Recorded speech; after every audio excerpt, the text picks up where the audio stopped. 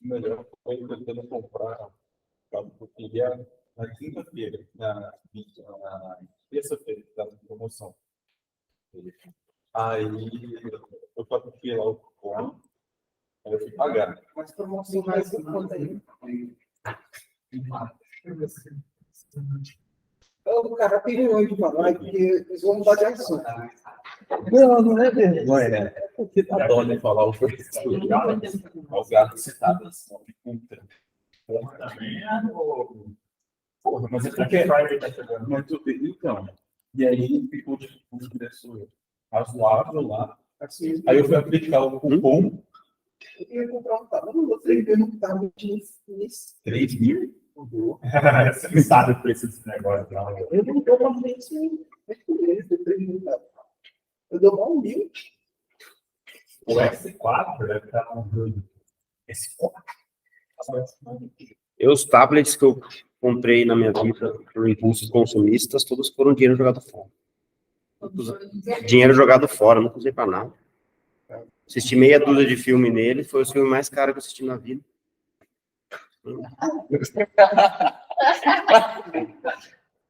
Não, mas é porque tu tem que saber, é porque, tipo, os tablets de antigamente eram muito mais.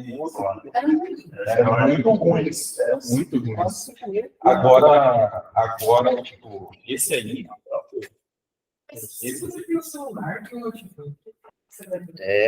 é por isso que eu vou vender o notebook. Tô vendendo, tipo, um tablet. Aí justamente. Justamente esse é o problema. Aí você vai descobrir que as coisas que são úteis fazendo, você não consegue fazer no tablet, aí você vai precisar outro notebook. É outra vez, o caderno mais caro que tem. E dura menos que o caderno de verdade, papel. Pelo amor de Deus, só. Hã?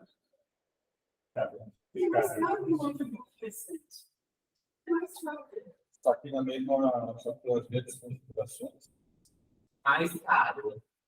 Você tá mais caro que o computador.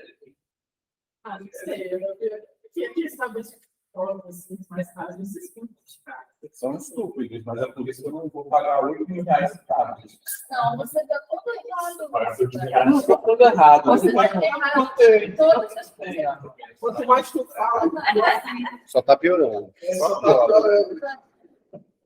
Mas tudo bem que faz girar a economia, é isso aí. Vai ter que comprar outro. Oi? É bom que você faz girar a economia, dá emprego para os coreanos. Aí...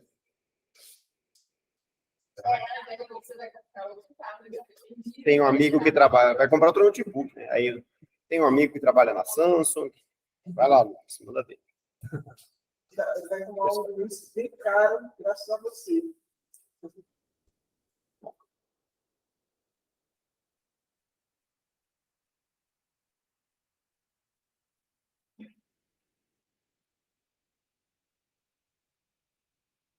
Bom, quem já chegou aqui? Tem um monte de gente fazendo já os exercícios dessa parte aqui, né? Desse desenho aqui. Não? Eu já vi essa parte, mas eu não fiz exercício. Isso aqui dá para entender, mas eu não entender. Eu vou explicar um pouquinho.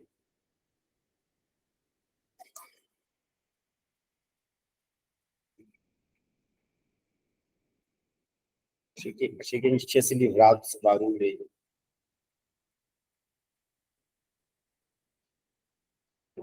Você está compartilhando a página? Acho que eu não estou compartilhando nada. Não tem nada. Hã?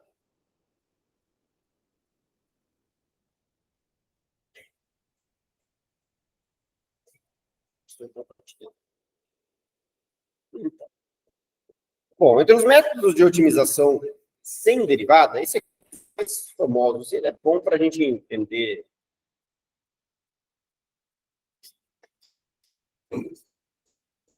Então, é um método que na literatura aplicada chama simplex, tá? Rogério Custódio adora esse método. Na literatura mais de matemática, chama o método de Nelder-Mead, que são os autores do método, porque simplex na matemática é outra coisa. Então, mas então, a ideia ela está explicadinha aqui, né? Então, eu vou meio reproduzir só para vocês, para ajudar um pouco no entendimento, reproduzir o que está representado nessa figurinha aqui. Que o fundamental é que é uma otimização na qual você não vai conhecer as derivadas, né? Nesse caso aqui, desse desenho aqui, quando a gente desenha as curvas de nível assim, significa que a gente está falando de uma função quadrática. Então, aqui a gente saberia calcular a derivada. Mas isso aqui é muito útil em muitos problemas onde a gente não sabe calcular a derivada ou não pode calcular a derivada. Em particular, por isso que esse método é muito usado como o algoritmo de otimização de experimentos quando você vai fazer otimização de experimentos no sentido do livro do Brooks, né? Tem o livro lá do Brooks de otimização de experimentos, tem uma parte que, inclusive, fala desse método no livro dele, porque é um método que é usado por baixo do pano nos programas que fazem isso. Então, você vai fazer experimentos, e o experimento, quando você mede alguma propriedade em função da variação de algumas outras propriedades do seu sistema, não tem derivadas, né? Você vai lá, muda a temperatura, muda a concentração de um reagente, mede quanto que produz do seu produto, não tem a derivada disso. Então, você não tem a informação da derivada, mas você quer andar sobre essa superfície de resposta, né? Usando alguma maneira inteligente para tentar otimizar. Qual que é a melhor temperatura, qual que é a melhor concentração, qual que é a melhor combinação de parâmetros do seu método de otimização que vão te levar a melhor propriedade final do seu produto.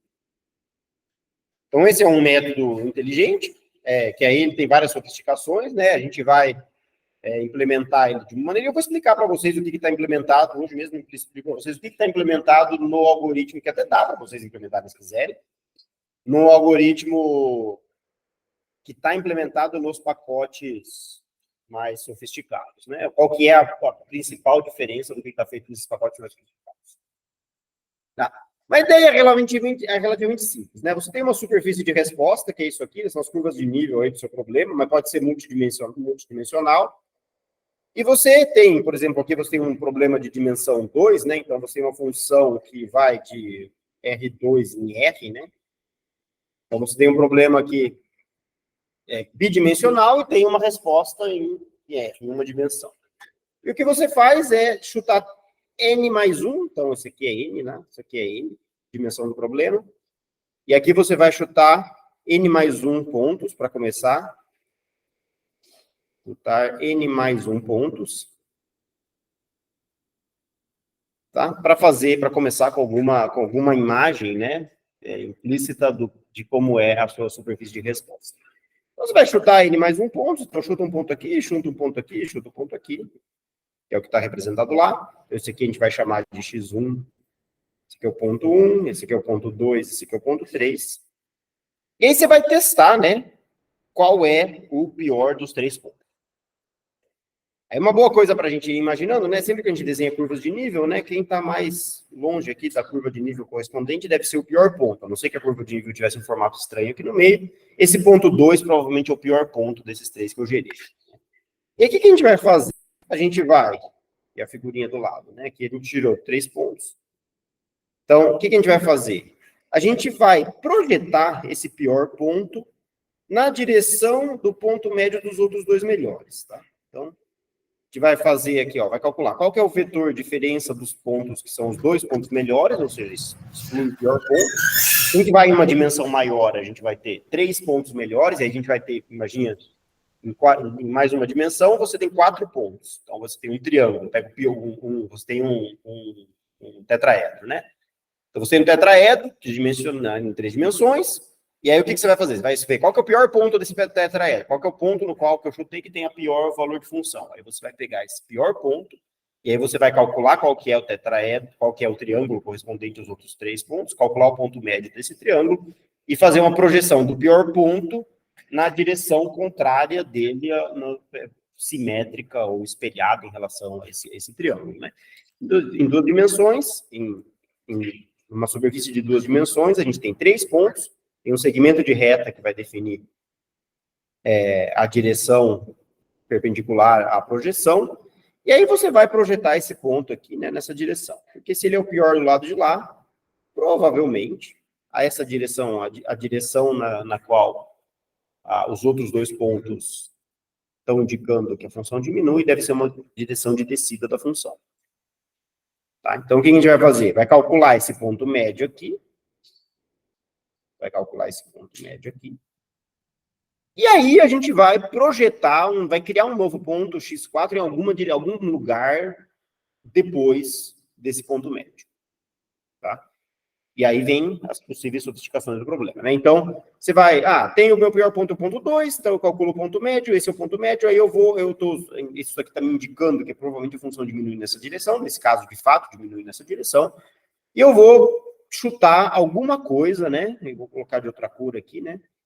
Eu vou chutar algum ponto nessa reta aqui, em algum lugar dessa reta aqui.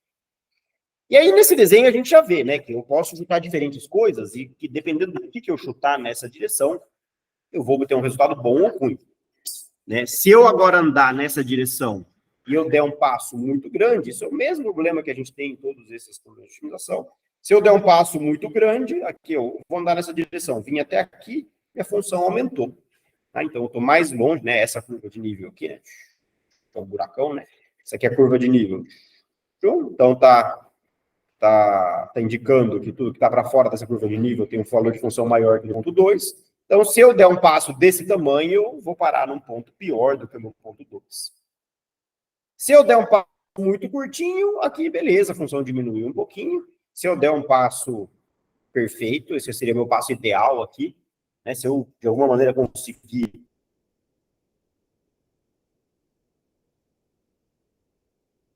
dar um passo,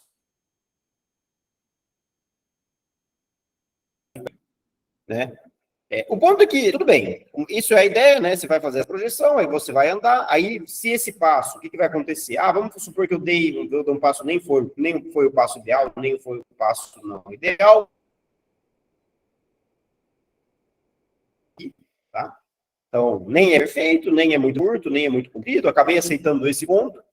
E aí agora eu tenho um novo conjunto de pontos, e eu vejo se esse ponto aqui ele é melhor do que eu tinha. E no caso, nesse caso, ele é o melhor de todos, né? Então, nesse caso aqui, meu novo ponto foi muito bom. Esse meu novo ponto aqui foi muito bom, ele é melhor do que todos os outros. E eu vou descartar o pior ponto que eu tinha antes, então eu vou descartar esse ponto aqui. Vou ficar com esses 3 pontos aqui, porque agora, como esse aqui era o melhor de todos, o pior de todos passou a ser o ponto 2.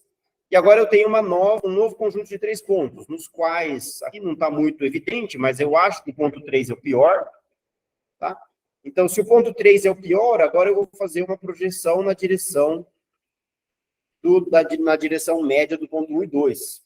Tá? No ponto 1 e 4. Eu vou projetar o ponto 3 na direção do ponto médio 1 e 4.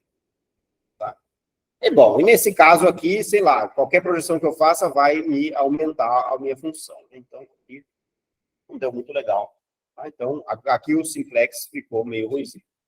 Tá? Eu vou encontrar o terceiro ponto, e aí, bom, o que eu vou fazer?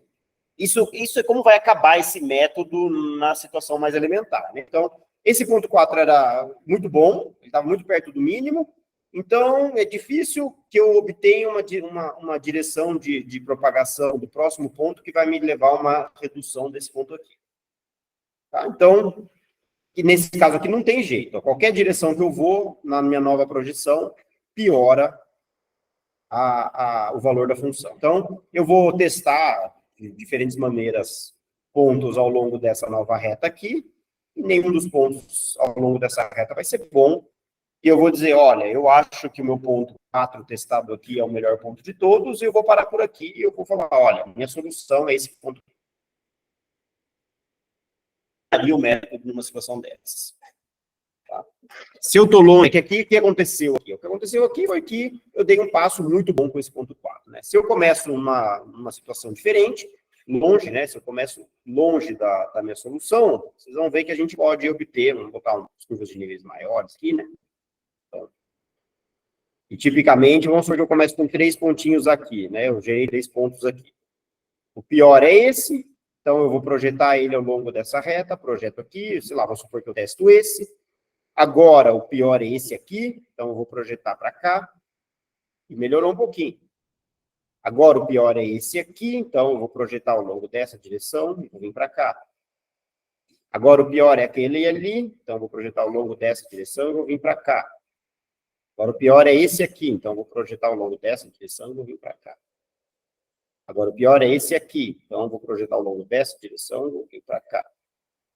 Agora, o pior é este aqui, então eu vou projetar ao longo dessa direção, e vou vir para cá. Estou me aproximando do mínimo. Aí, o pior é esse aqui, então eu vou projetar nessa direção, e vou vir para cá. Agora, o pior é aquele ali, vou projetar ao longo dessa direção e estou me aproximando do mínimo. Em algum momento, eu vou chegar numa situação onde vai acontecer isso. Vai acontecer isso, onde o ponto projetado, em nenhuma direção na direção do ponto projetado, vai me levar a uma direção de redução de função. Tá? E aí, eu vou comprovar.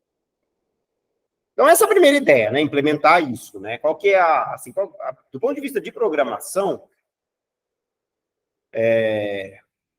a introdução, a novidade aqui, que eu acho que é a maneira que vocês têm que pensar, né, logicamente, o que tem que fazer, é que vocês têm que carregar a informação de todos esses pontos ao longo de todo o processo iterativo, né? Então, vocês vão carregar a informação de nesse caso, 3 pontos no processo iterativo, e aí vocês vão, dentro do loop, pegar esses 3 pontos, ver qual que é o pior de todos, calcular o ponto médio, projetar na direção, o pior na direção espelhada em relação ao segmento reto que liga os pontos médios.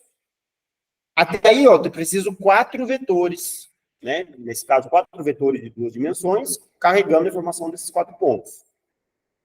E aí eu vou testar esse ponto novo que eu criei. No momento que eu testo esse novo ponto que eu criei, eu vou ver se ele é melhor do que algum dos outros, e eu vou descartar o pior ponto, substituindo, né? Aqui é uma atualização, né? Eu vou pegar desses 3 pontos que são os meus pontos correntes no processo iterativo, eu vou substituir o pior deles pelo ponto novo. Tá? Eu vou substituir o melhor deles pelo ponto novo, o pior deles pelo ponto novo, e aí isso vai me dar esses 3 pontos novos. E aí eu vou fazer uma nova projeção e vou testar um novo ponto. Esse novo ponto testado vai ser ponto teste, x-trial, normalmente isso se chama x-trial no algoritmo de otimização. Então, eu vou ter que, ao longo de todo o meu processo iterativo, ter a informação de, nesse caso, que é bidimensional, de uma superfície bidimensional, 4 vetores. Então, os 3 vetores que vão começar chutando 3 coisas, o 4º vetor, que vai ser um vetor teste, e se esse vetor teste gerar um ponto que é melhor do que algum dos outros 3, eu substituo o pior dos 3 por ele e continuo o meu processo iterativo. Até quando? Até a maneira como eu estou gerando esse 4º ponto não for capaz, dentro do critério do método de utilização que eu usei, não for capaz de gerar um 4º ponto melhor do que nenhum dos outros 3. Nesse caso, meu algoritmo para. Tá? Entenderam a ideia geral? Então, isso que tem que implementar. Aí a dificuldade, né? Na verdade, aqui tem bastante coisa já feita aqui, né? Porque essa parte, mas vocês podem tentar fazer o máximo possível à mão. Não, então, não é cara. Machine learning é otimização, em certo sentido, mas não é cara de machine learning. Mas o que tem a ver com machine learning isso? Tá? Você está fazendo uma otimização sem derivadas. Em machine learning, frequentemente você usa derivadas, porque em machine learning, o que acontece? Você tem uma superfície de um monte de parâmetros diferentes, e o que você tenta é ajustar uma função misteriosa, que pode ser uma combinação de um monte de coisas, prevendo um resultado, prevendo uma resposta, né, como função dos parâmetros dessa função misteriosa, que é uma combinação de um monte de coisas que está implícita no seu modelo de machine learning. Né? Então, e aí você tem um processo de otimização. Acontece que a função que você está otimizando é a função que ajusta, em machine learning é assim, tá? A função que você está otimizando é a função que ajusta a essa função que você está, por exemplo, as mais simples lá, tá? Ajustando uma reta, função linear. Então, o que seria um processo de machine learning unidimensional, uma resposta linear? Seria ajustar uma reta a um conjunto de parâmetros. Então, você tem quais são os seus valores, quais são as suas respostas, e você quer qual que é a melhor reta que me prevê qual que é o valor da resposta em função do valor do parâmetro que eu tenho de entrada. É um ajuste linear comum, no caso mais simples de todos. Então, o que você tem? Você tem, só que a função é uma função linear que você está ajustando. Tá? Como é uma função linear que você está ajustando, você sabe qual que é a derivada dela. Você sabe calcular a derivada da função que está ajustando. E numa situação de machine learning, talvez é importante vocês entenderem a diferença. Né? O que você vai fazer? Você tem, caso mais simples de todos, um ajuste linear. Você tem lá uns pontos, né, uns variáveis e tal, e você quer descobrir qual é a reta y igual a A mais bx, que dá o maior ajuste possível desses pontos. Então, você vai fazer, você não vai fazer isso com machine learning, você vai fazer com a quadrado no mínimo, mas enfim, mas é a mesma coisa. Tá? Então, o que você vai fazer? Só que você sabe, né? O que você precisa, o que você vai variar? Você vai variar o parâmetro A e o parâmetro B. Essas são as variáveis do seu problema de machine learning. Quais são os parâmetros da função que você está ajustando para prever os valores a partir das observações. Só que a função em machine learning é muito mais complicada do que y igual a A mais bx. Ou nem é mais complicada, mas é de uma dimensão muito maior. Isso é mais comum, na verdade. A maior parte dos modelos de machine learning usam funções lineares, só que de dimensão gigantesca. Porque isso permite usar a álgebra linear em todo o processo. Mas a questão aqui, de que derivada a gente estaria falando? A gente precisa da derivada do ajuste, de que ajuste? Bom, isso aqui é a função que você quer ajustar. Então, você vai minimizar a soma de y calculado, aqui tem os pontos, né? Os pontos das observações. Tem os quadrados aqui, né? x1, x2, x3, para i igual a 1, de 1 até o número de observações, minimizar y calculado em xi, menos valor, né? Aqui vai ter os valores reais, né? Então, isso aqui vamos chamar de valor em v1, menos v de i ao quadrado. Isso aqui é minimizar, fazer mínimos quadrados. Então, o seu machine learning é isso. É encontrar qual que é a função y que minimiza a soma de quadrados dos erros das previsões, essas aqui são as previsões feitas em relação às observações. Tá? Então, se você encontra... quais são as variáveis do seu problema? Acontece que essa função aqui, para cada cálculo, é A mais B de x e y. Então, isso é calcular y nesse ponto. E você vai variar A e B. Você vai dizer quais são os A e B que minimizam isso aqui. Tá? Então, por que a gente sabe a derivada? Porque a função que você quer minimizar é essa aqui. Tá? Soma para todos os valores, para todas as observações, de A mais B de xi menos V de i. Então, você vai derivar essa f aqui, que é uma função de A e B, na verdade, tá? Essa é uma função de A e B. xi são os valores do domínio nos quais você fez observações, e VI são os valores das observações para cada um dos valores do domínio. Então, não são variáveis. As variáveis são A e B. Então, você tem a forma funcional disso aqui, e você vai calcular o gradiente de f em relação a A e B, né? Tá? Isso aqui você pode calcular. Vai ser a derivada de f em relação a A e a derivada de f em relação a B. Tá? Então, na machine learning, normalmente você tem as derivadas. Porque a função que você está usando para ajustar é uma função que você escolheu.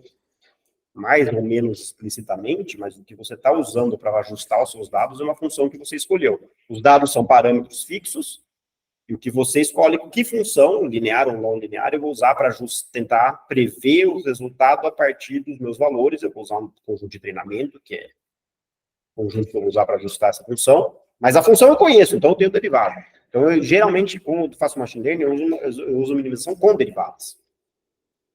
Tá? E aí, tem as técnicas de derivada do machine learning lá, que tipicamente você vai calcular o gradiente para uma parte porque o que em machine learning acontece é que você não tem 2 parâmetros, você pode ter 1 bilhão de parâmetros. E aí, calcular a derivada fica difícil só por causa da dimensão do problema, né, do tamanho do problema. Você vai ter ajustado 1 bilhão de parâmetros. Tá? E aí, o que é feito geralmente no Machine Learning, com um nome chique lá, que chama Random Gradient, não sei o que, negócio lá, é você calcular o gradiente aleatoriamente só para um subconjunto dos seus parâmetros e andar na direção que esse é a derivada associada a um subconjunto aleatório dos parâmetros está apontando. Com a observação prática desse gradiente consegue da relação entre A e B diretamente com o outro da relação entre A e B. Isso aqui vai te dizer, você está procurando qual que é a reta que melhor ajusta esses parâmetros. Então, e você quando varia A e B, varia quem é a reta. Então, o gradiente diz, olha, se eu tenho essa reta e eu vario A, o meu erro aumenta ou o meu erro diminui?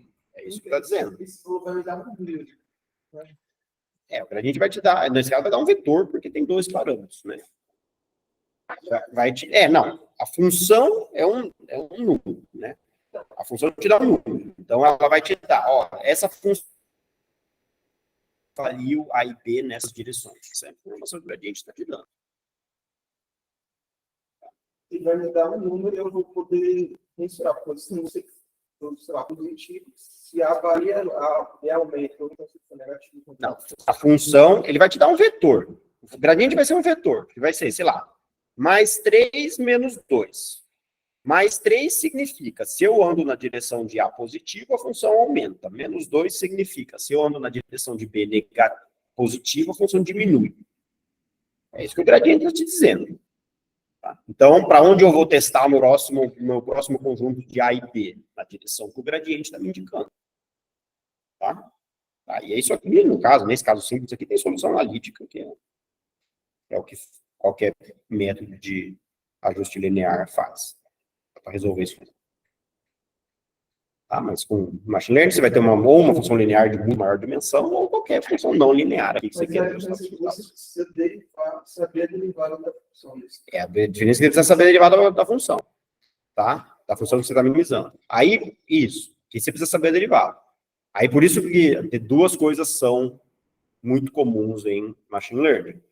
Que é ou usar combinações gigantescas de funções lineares, porque aí a derivada está calculada já, basicamente. Ou, se você quer implementar funções novas para o seu problema de Machine Learning, se você quer otimizar, você quer fazer uma previsão de dados usando uma função nova, geralmente você vai usar métodos de derivação automática, se você não quer calcular, que é o que a gente falou na aula lá. Se você não quer calcular na mão, você não consegue, ou é muito difícil, ou inconveniente calcular na mão as derivadas, o gradiente do seu problema, você pode usar métodos de derivação automática. Isso é muito comum também. São duas coisas muito importantes no contexto de Machine Learning. Né? Álgebra linear, porque muitos problemas são simplesmente tratados de maneira linear, e derivação automática, né? E coisas intermediárias, porque tem muitos pacotes, né? Todos os pacotes de Machine Learning importantes. Tem um monte de funções comuns não lineares que já têm regras de derivação implementadas. Então, se você quer usar uma função logarítmica, uma exponencial, ou não sei o que, tudo isso meio já está, todas as regras de derivação já estão implementadas para essas coisas intermediárias. Geralmente, você não vai calcular a derivada na mão num problema de Machine Learning. Você vai ou usar uma coisa pronta, ou você vai usar um pacote de diferenciação automática.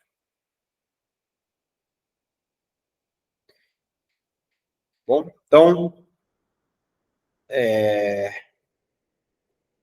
Mas isso é claro, né? Porque, então, quem está falando? A gente sabe, a gente não está andando... Qual que é a diferença do problema de antes, né? Quando a gente está falando de um problema... Aqui, o que eu fiz, né? Qual é a diferença desses dois problemas?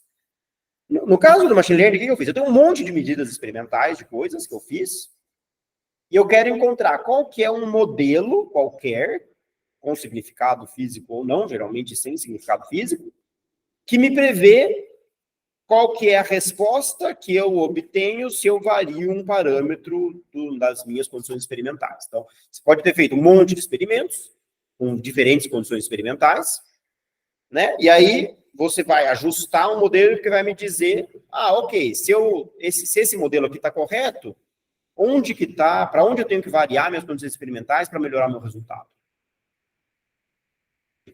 Se o modelo captura como a função varia em função das variáveis do seu problema, como a resposta varia em função das variáveis do seu problema bem, então você vai ter um modelo que vai te dizer para onde você tem que variar essas variáveis, se você quiser melhorar alguma característica do seu problema. Mas você partiu de já ter um monte de observações.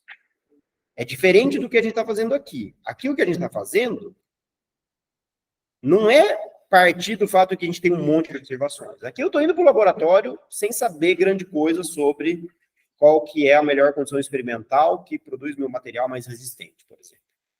Não sei. Então eu testo 3 condições. Se eu tenho duas variáveis para variar, eu vou variar a temperatura e a pressão de síntese do meu material. Vou testar 3 condições de temperatura e pressão. E aí, tudo bem, eu tenho essas 3 condições de temperatura e pressão. O que eu faço? Qual que é a próxima condição que eu testo? Entendeu? Essa é a pergunta. Eu não tenho um monte de dados. Tenho quase nenhum dado. Então, qual que é a próxima condição que eu testo para tentar melhorar a dureza do meu material em função da minha temperatura e pressão? Se eu tenho 3 pontos, eu posso usar essa metodologia para projetar qual é o meu próximo experimento. Isso deve ser melhor do que chutar qualquer coisa. Tá? Ou melhor do que variar a pressão unidimensionalmente e falar, olha, eu variei daqui para cá, se eu variei a pressão, aumentei a pressão, a dureza do meu material aumentou. Então, eu mantenho a temperatura constante e vario de novo a pressão na mesma direção. Aí eu estou andando unidimensionalmente numa das variáveis. Se eu mantenho a temperatura constante e aumento a pressão numa direção, isso aqui é o típico, né? É um exemplo típico de livro de...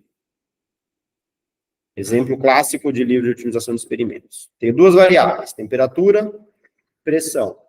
Essa aqui é a minha superfície de resposta, que eu não conheço, tá? Nunca conheço. Então, aí eu começo com o experimento, né? E eu meço nessa temperatura aqui, eu meço que nessa pressão, meu material tem uma determinada propriedade. Aí eu mantenho a temperatura constante e eu vario a pressão, aumento um pouco a pressão. Deu isso. Aí eu falei, legal. Então, aumentei a pressão e meu material melhorou. Tá, vamos supor que está melhorando. Então, o que eu vou fazer? Eu vou ir variando a pressão. Vou manter a temperatura constante, variando a pressão, variando a pressão, variando a pressão.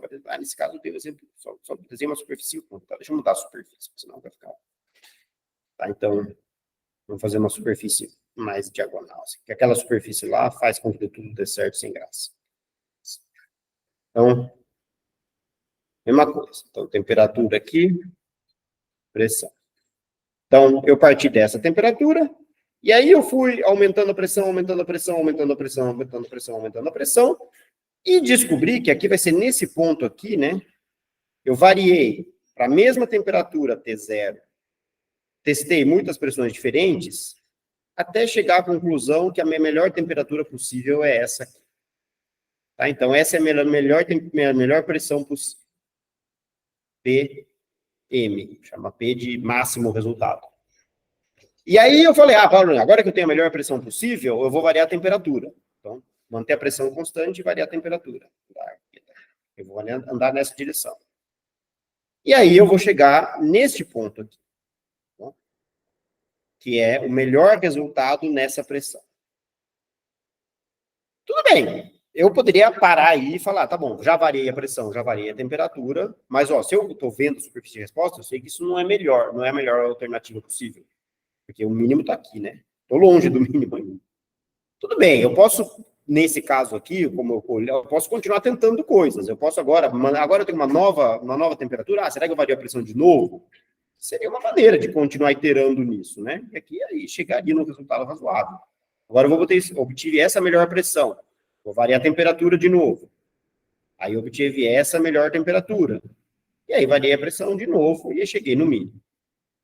Tá? Então, essa seria uma estratégia de otimizar um experimento, né? Você manter a temperatura, todas as variáveis constantes menos uma, variar.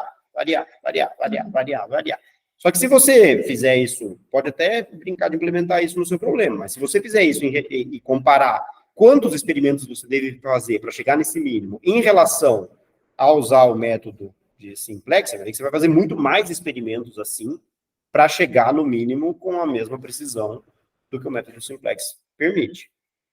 Tá? O método simplex você faria 3 experimentos aqui, e aí você ia para aqui, depois ia para aqui, depois ia para aqui, depois ia para aqui, depois ia para aqui, depois ia para aqui, depois ia para aqui, depois ia para aqui, depois ia para aqui, depois ia para aqui, sei lá, chegou. Tá? Você vai, no método, nesse método que a gente está estudando, você vai andar bidimensionalmente já na função, mais ou menos na direção do mínimo.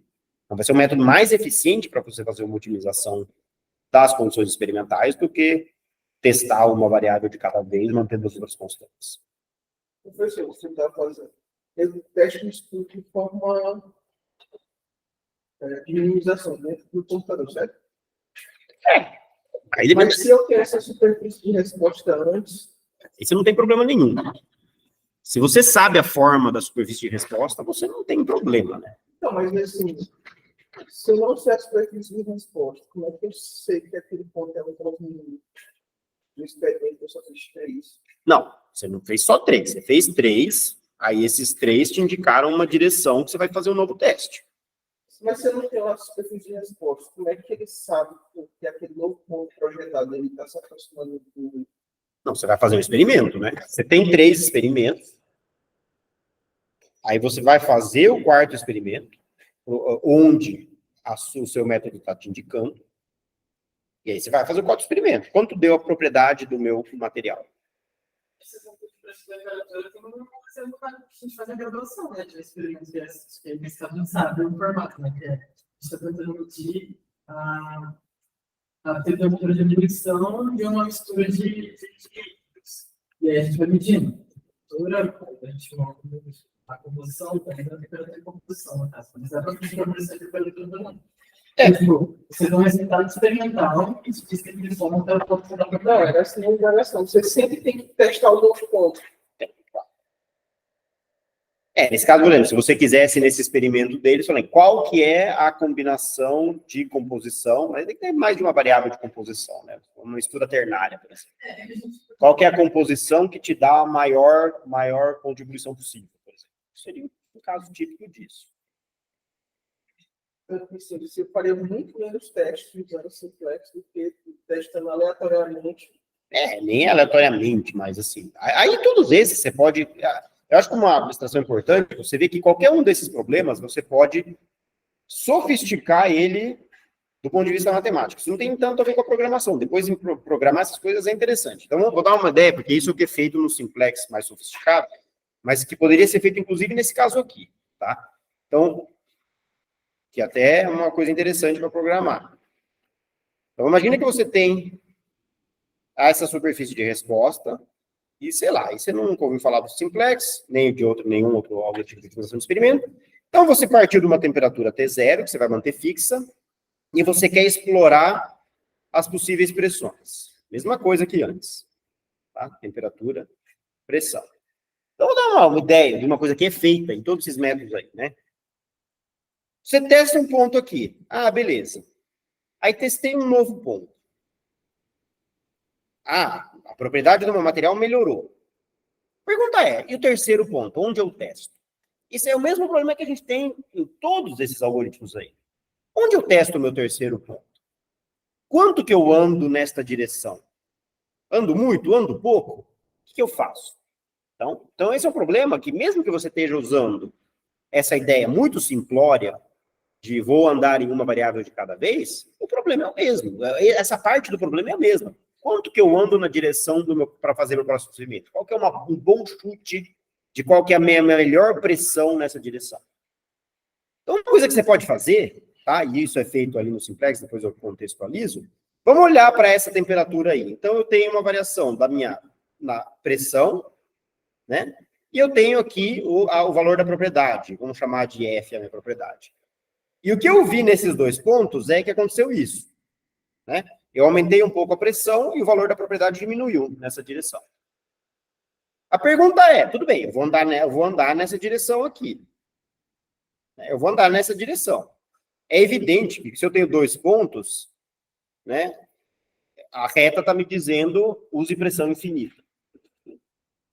Reta não diz outra coisa. Então, a gente pode usar uma coisa mais inteligente. E uma coisa mais inteligente é, mesmo com 2 pontos, eu posso ajustar uma parábola nesses 2 pontos. Tá? Então, eu posso pegar, em vez de fazer...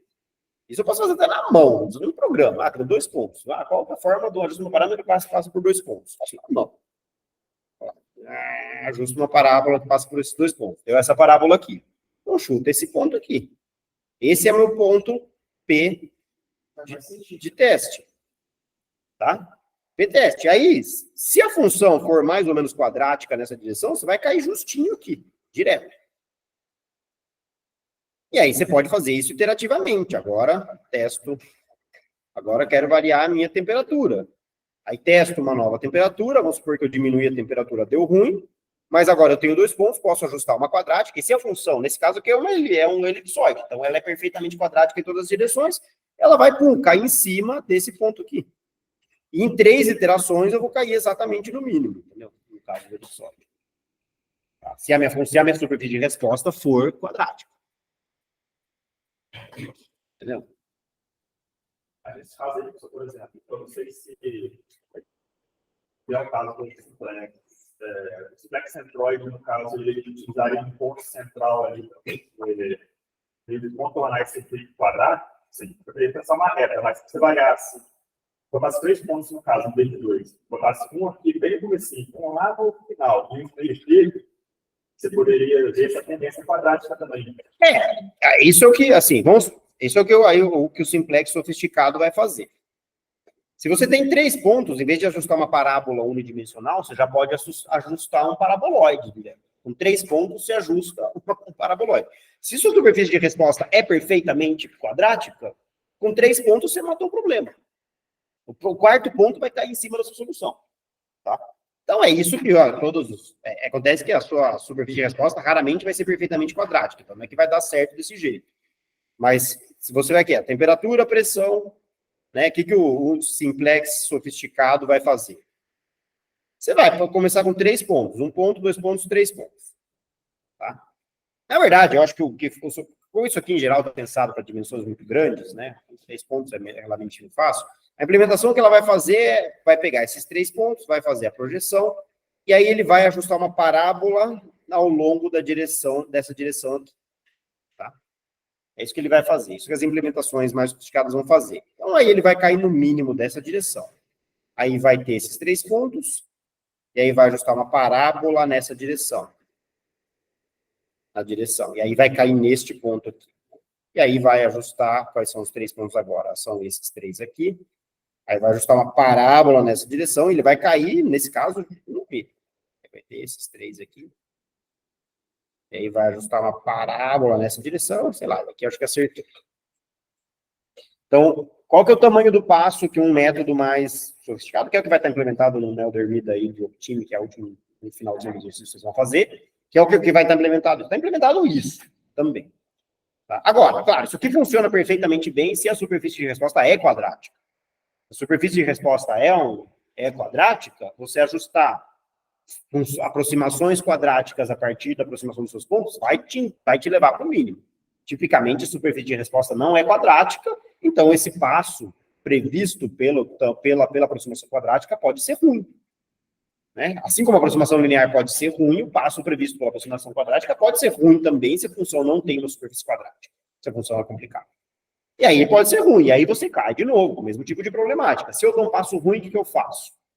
Aí é a mesma coisa, eu vou reduzir meu passo, testar passos menores, vou testar, em vez de ir para o mínimo da previsão da quadrática, eu vou vir mais perto, né? Porque, enfim, se eu tenho 2 pontos, a aproximação quadrática está dizendo que o mínimo estava longe, isso não funcionou, eu tento ir mais perto, e caio com o mesmo tipo de problemática. Em algum momento eu tenho que decidir que eu desisto, em algum momento eu tenho que decidir que eu paro, seja por número máximo de gerações, ó, já demorei demais, não estou disposto a gastar mais tempo nisso, seja por algum outro critério de testei vários pontos de maneira diferente e não cheguei a nenhuma evolução razoável para o meu processo iterativo. Mas o ponto em todos esses métodos sem derivada é que, no fundo, você não conhece a derivada aqui. Então, no final da apostila, né, quando a gente entrar nessa parte aqui, né, a gente não tem mais muitas aulas, na verdade. O que vocês vão, né? Aqui vocês vão usar o Neldermid do pacote Optim, tudo bem? Tudo bem? Mas nessa parte aqui, que é interessante, tá? Que é o, entre aspas, o simplex, programa.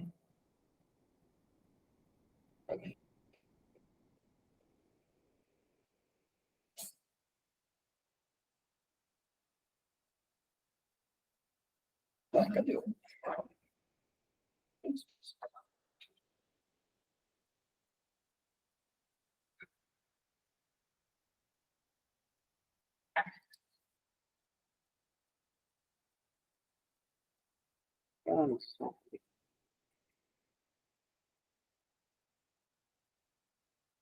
Cadê? Traz.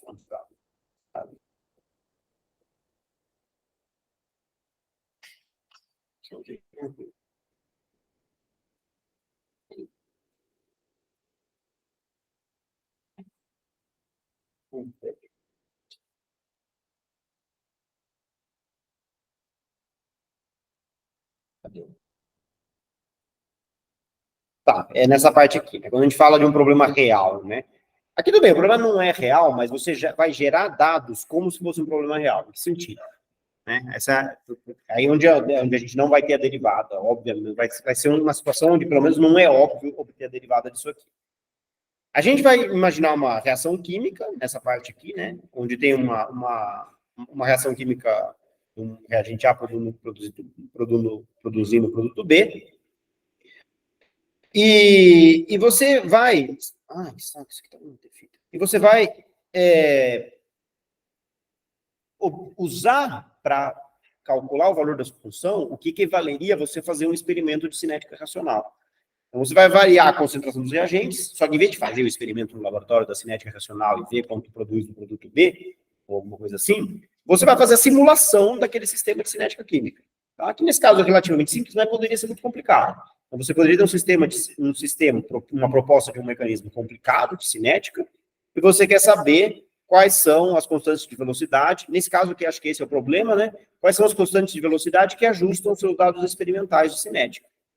Então, você tem uma simulação de cinética química, que depende das constantes de velocidade da sua reação química, e aí eu quero encontrar qual que é o conjunto de constantes de velocidades que melhor ajusta os dados de cinética irracional que eu tenho. Né? Então, como você faz isso? Como é que você calcula a qualidade da sua previsão? Você tem dados de cinética racional, concentração do reagente A ao longo do tempo. Dados experimentais, vamos supor. Tá? Você tem dados gerados ou experimentais da concentração do reagente A ao longo do tempo. E você tem o seu modelo, o seu modelo do mecanismo. Aí você agora, a gente sabe simular esse mecanismo. Tá? Começa com as concentrações iniciais dos reagentes e você consegue calcular qual que é a concentração dos reagentes ao longo do tempo. Isso te dá uma curva, concentração do reagente A ao longo do tempo, que você pode comparar com a curva experimental da concentração do reagente A ao longo do tempo que você obteve, experimentalmente. E aí você vê qual que é a diferença, qual que é o erro nessa curva. Tá? Então, a gente vai ter a seguinte situação nessa parte aí. Dados experimentais, né? Experimentais aqui seria, aqui é tempo, e aqui é a concentração de uma das espécies do seu meio racional. Então, você vai ter lá, esse reagente A diminui no tempo desse jeito. Agora você vai ter uma proposta de mecanismo. A mais simplona de todas é A vira B com constantes K1 e K2. Ok?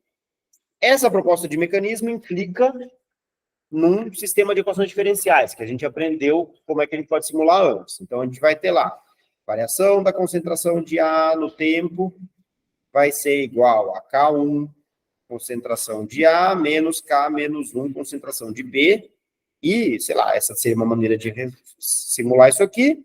Podemos usar o fato de que a concentração de A mais a concentração de B igual a concentração de A0 mais a concentração de B no instante inicial. Tá? Então, com essas duas equações, a gente consegue simular toda a trajetória da concentração de A em função do tempo, usando os exercícios anteriores.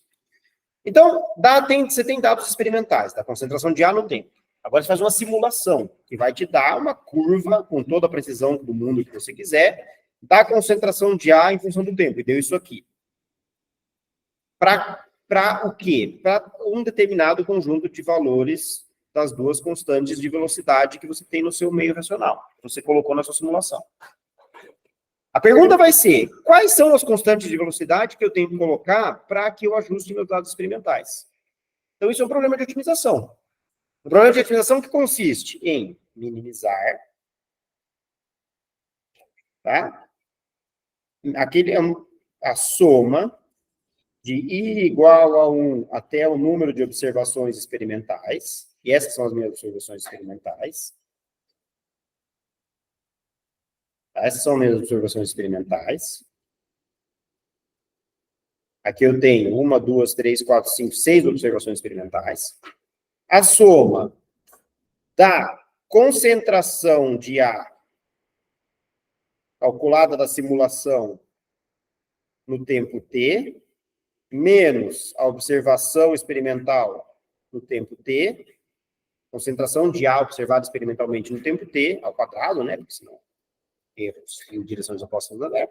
Então, é uma minimização de mínimos quadrados, nas quais o interessante é que isso aqui é o resultado de uma simulação.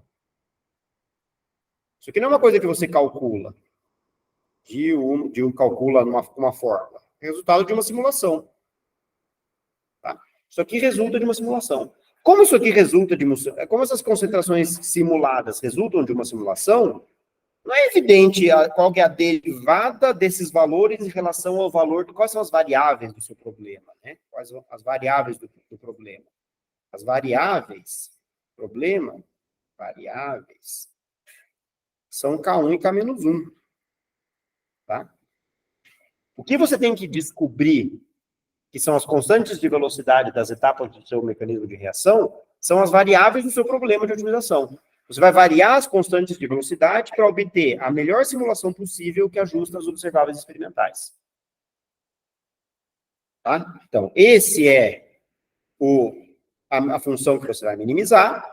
Calcular essas concentrações simuladas envolve fazer uma simulação de cinética reacional, com um dos programas que a gente fez antes. Então, aqueles programas que a gente fez antes vão ser o programa que vai te dar o resultado da simulação para você calcular qual que é a função variável que você quer calcular.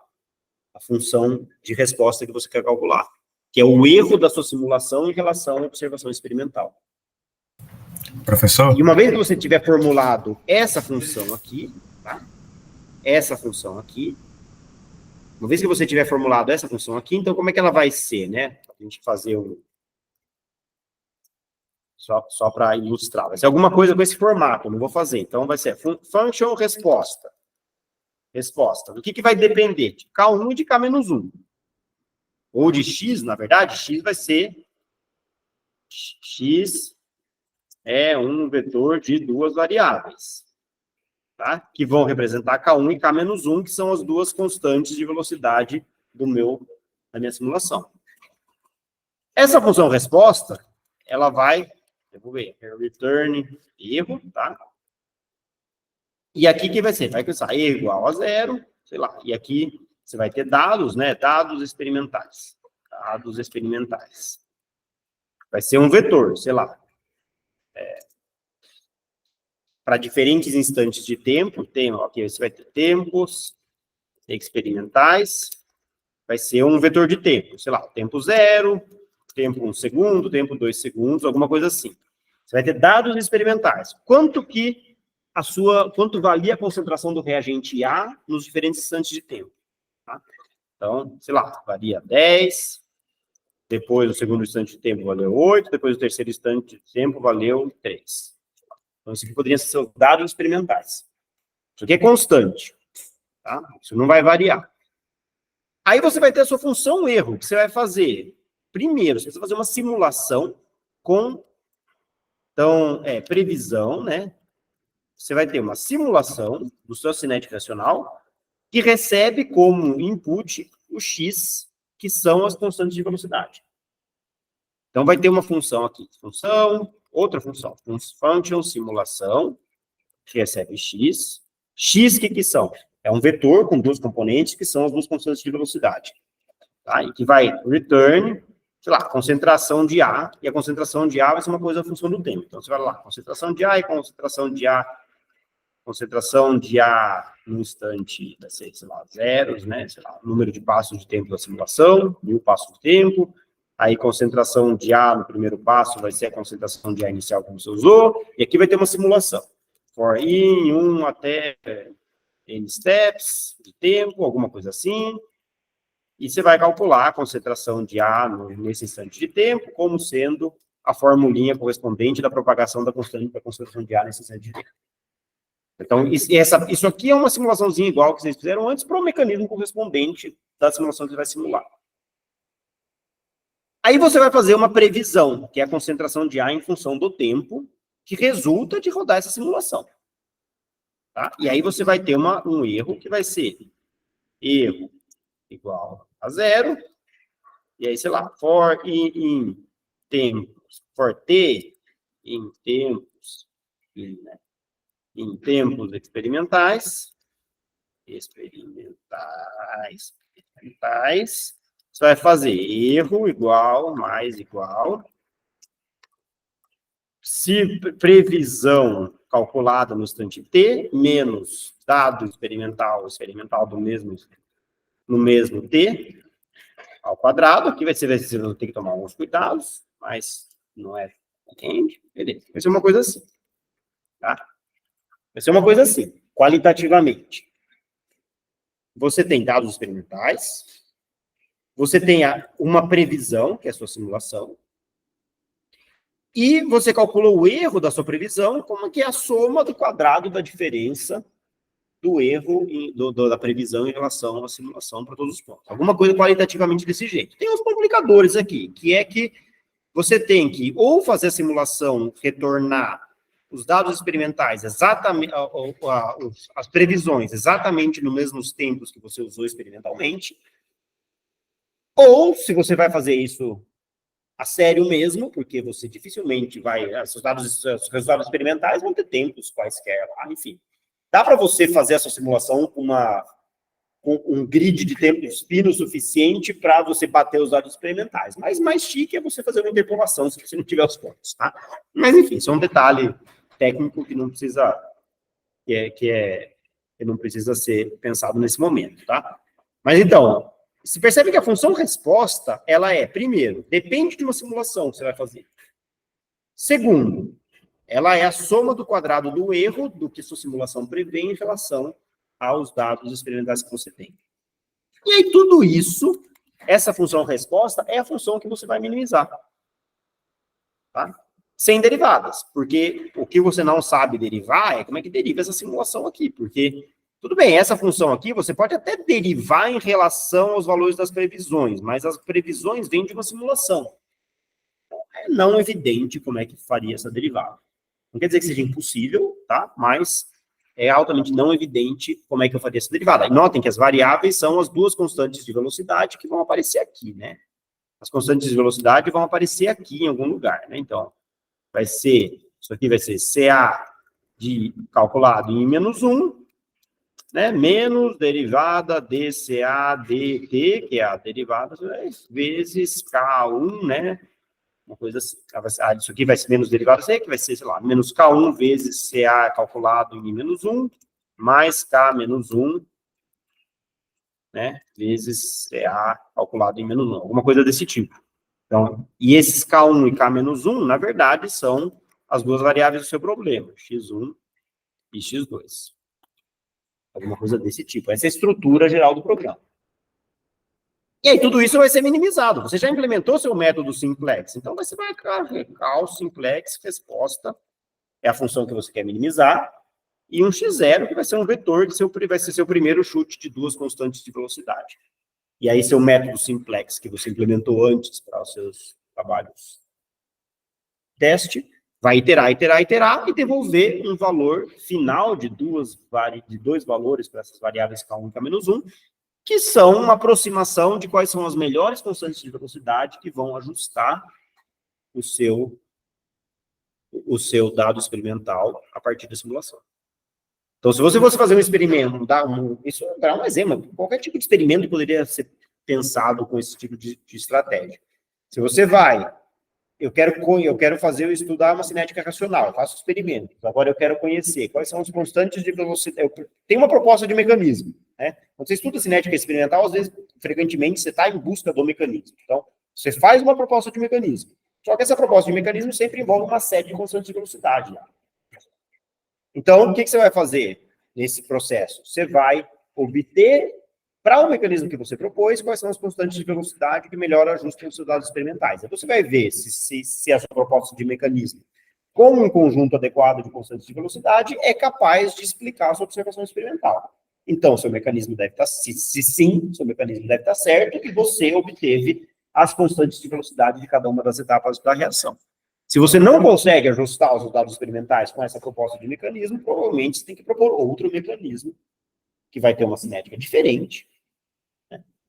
E que vai te dar resultados diferentes.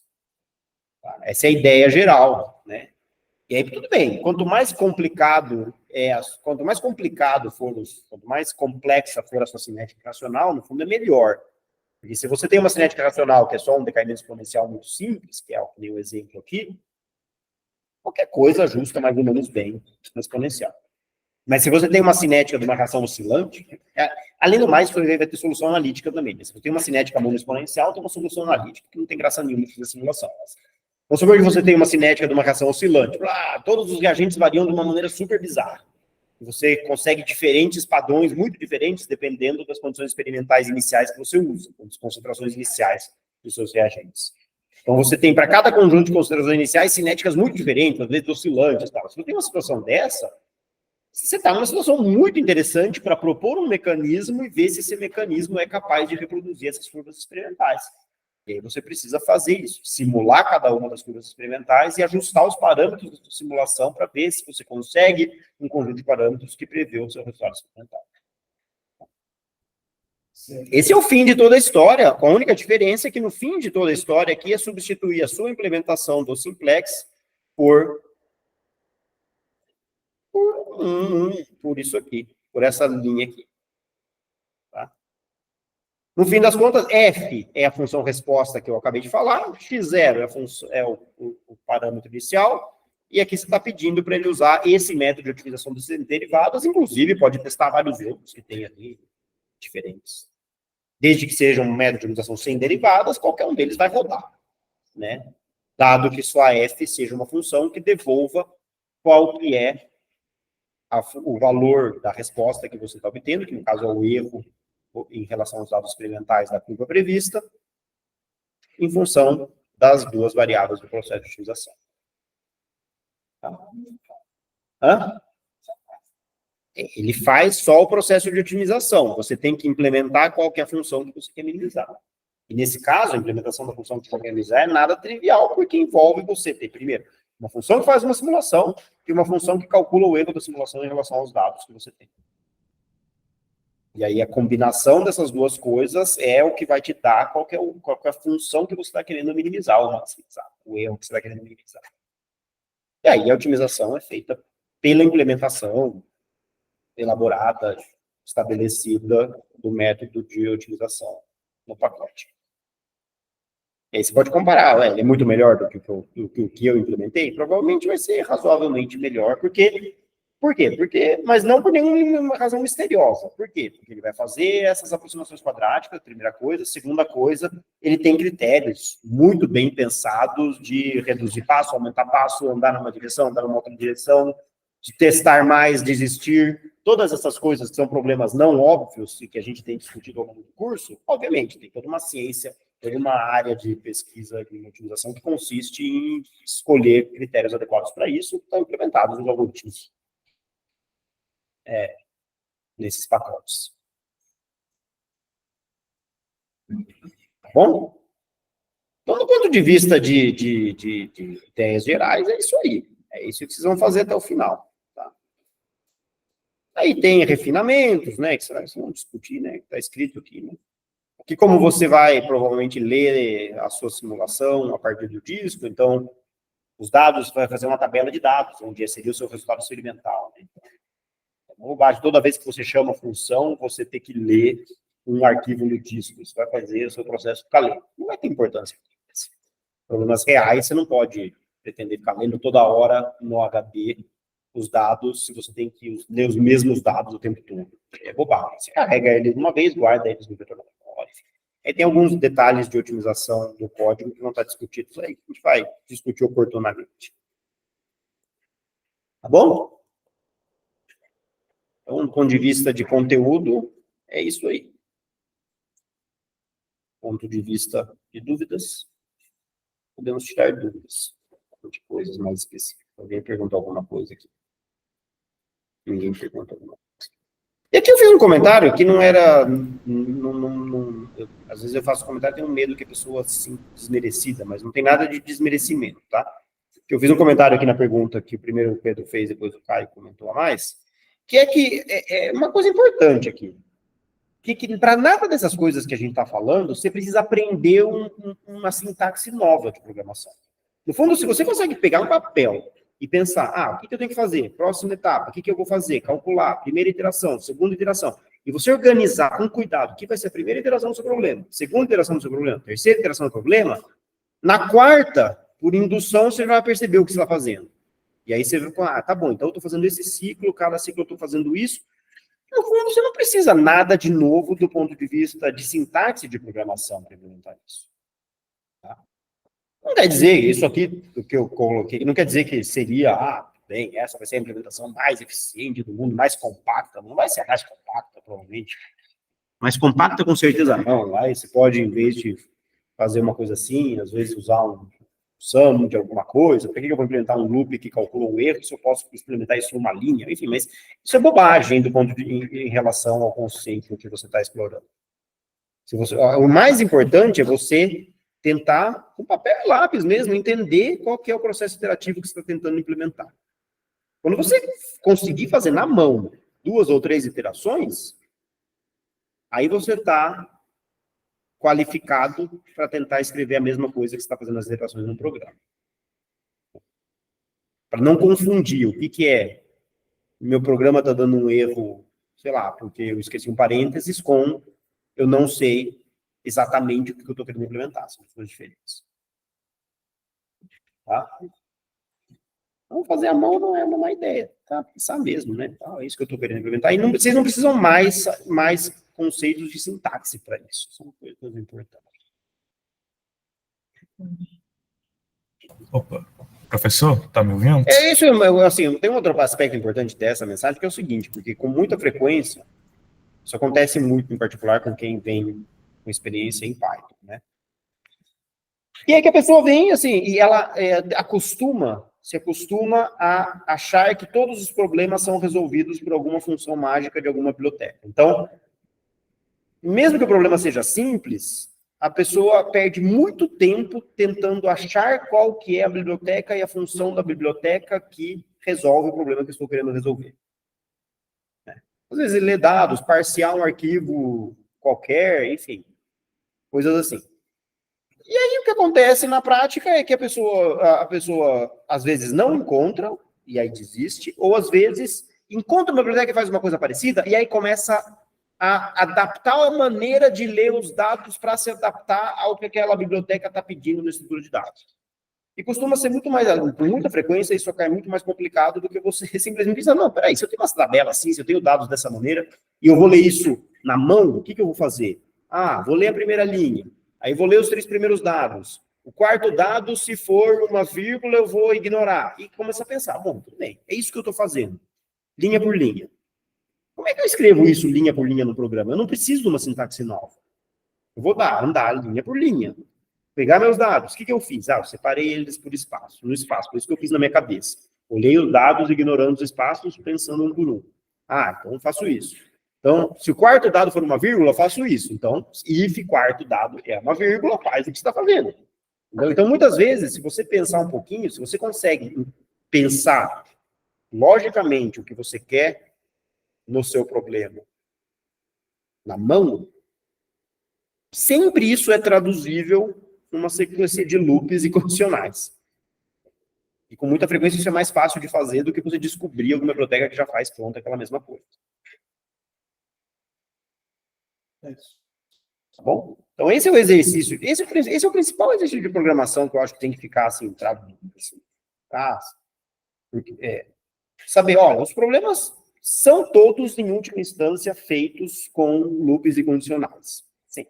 É assim, programar é isso. Ok. Bem, aí os problemas começam a ficar mais complicados.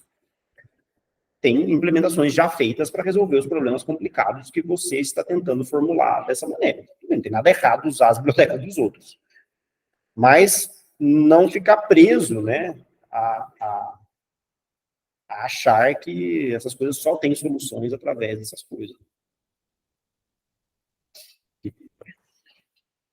Enxergar os problemas assim, tá vendo, isso aqui eu saberia resolver se eu sentar, vamos tentar pensar na maneira de resolver. Eu sei resolver isso na mão. Se eu sei resolver isso na mão, você tem que saber programar. Eu acho que esse é o ponto crucial.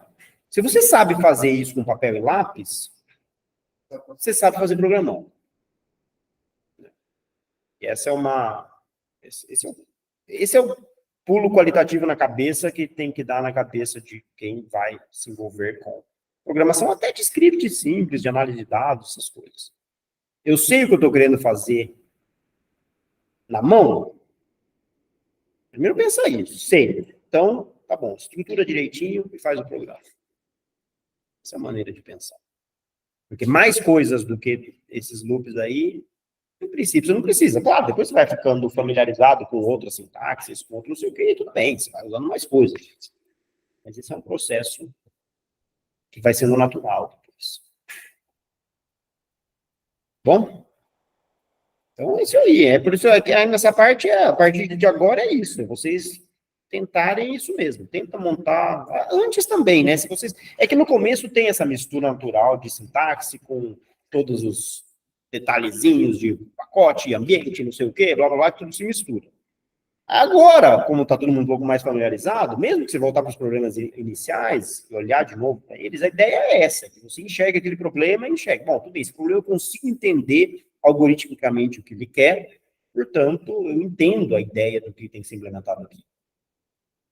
Tá? E aqui não tem mais nada em termos de novidade de programação, você tem que aprender para isso. É entender o que é o algoritmo e tentar ver se consegue implementar o algoritmo. Tá bom?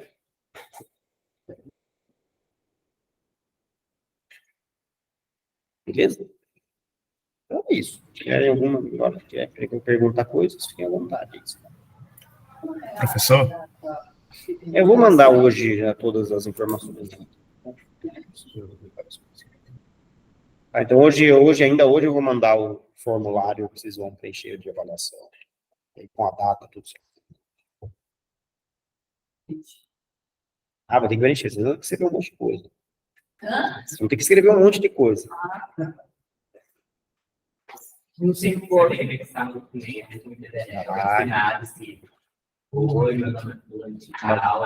É pior do que isso.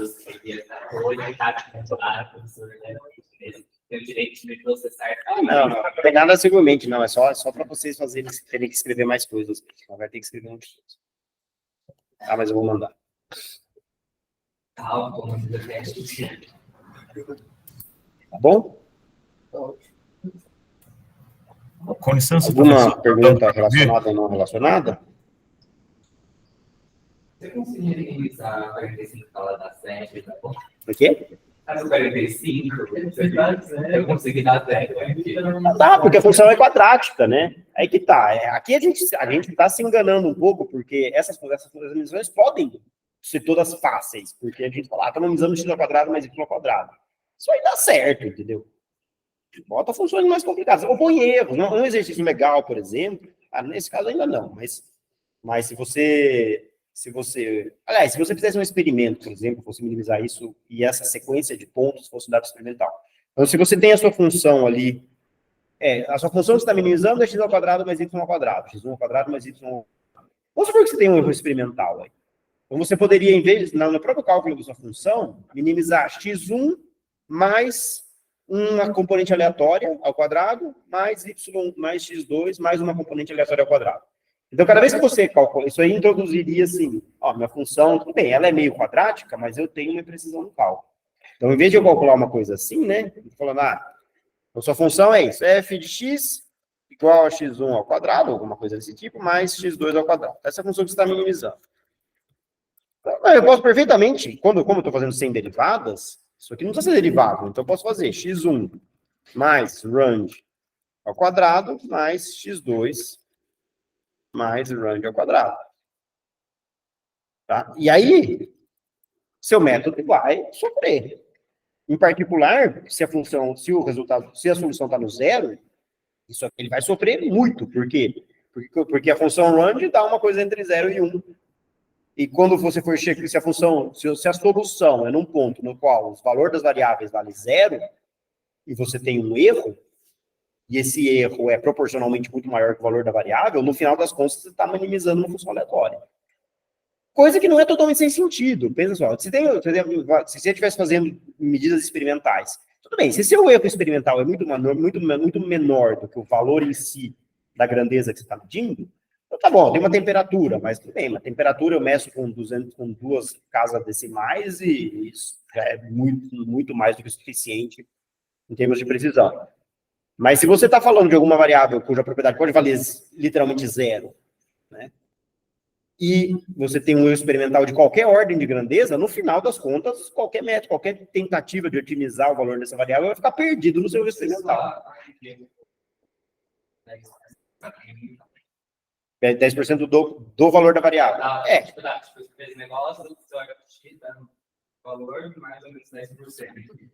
Aí você está colocando um erro, só para diferenciar, né? Você está colocando um erro no valor da variável, no resultado, não no valor do resultado.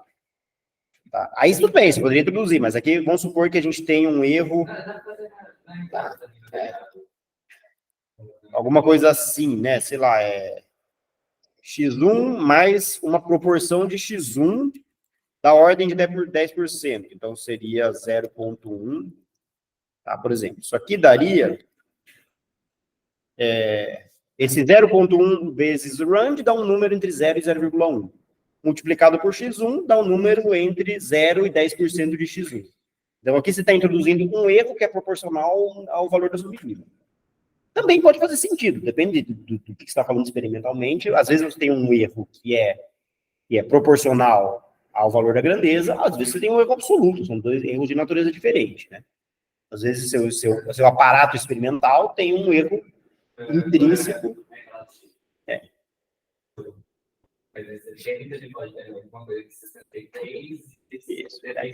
Então isso é mais comum. Você tem um erro que é relativo ao tamanho da grandeza que você está medindo. Tudo bem, de todas maneiras, se você colocar alguma coisa assim no seu processo de otimização, aí no final ele vai ficar perdido de todas as maneiras, porque ele vai estar minimizando uma superfície essencialmente aleatória dentro do seu experimental. Então aí vai ficar um pouquinho mais divertido esse processo, inclusive o critério de parada, né? Porque como é que eu paro agora? Testando coisas aleatórias até quando? Até chega.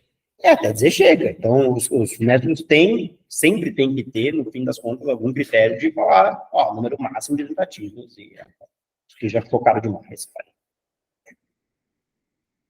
Então, isso pode estar envolvido e pode ser feito. Vai fazer mais interessante essa minimização nesses casos, onde está minimizando funções muito simples.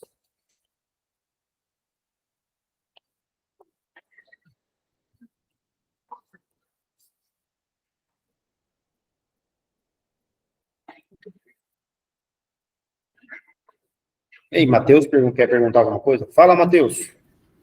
Com licença, professor, tá dando para me ouvir? Peraí que não estou ouvindo, peraí.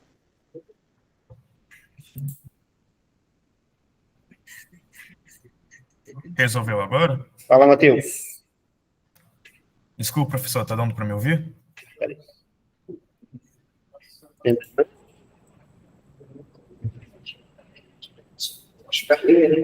Eu vi, tá. Peraí. Não?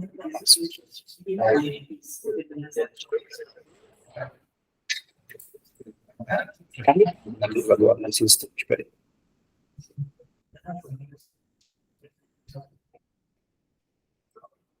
Isso aí, ó, tá acabando a bateria. Durou 7 horas, não transmitindo o vídeo.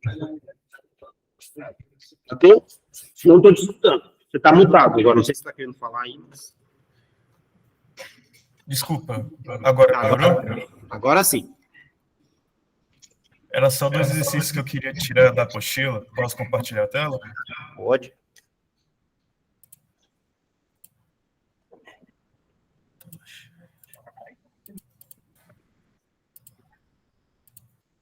Tá dando para ver aqui? Tá, apareceu. A dúvida é porque o método simplex, ele não registra o melhor ponto como o que dá o menor valor de função. Tipo, o ponto aceito depois da primeira interação foi esse, mas ele continua registrando o que dá 14 no valor da função, ao invés do 5. Esse é o seu método. Então, é o método da apostila, aí eu adaptei a função, né, o exercício. Em vez de ser x² é x² mais seno de y. Você quer dizer que é o método que está implementado, que está lá copiado? Tá na apostila. Isso, o raciocínio da apostila foi pegar esse código e mudar as funções nesse exercício aqui. Então, Aí eu tem comecei a testar ele um pouco. Responde, Tipo, nem sempre isso acontece. Por exemplo, aqui ele já pegou o melhor. Peraí. Cadê você?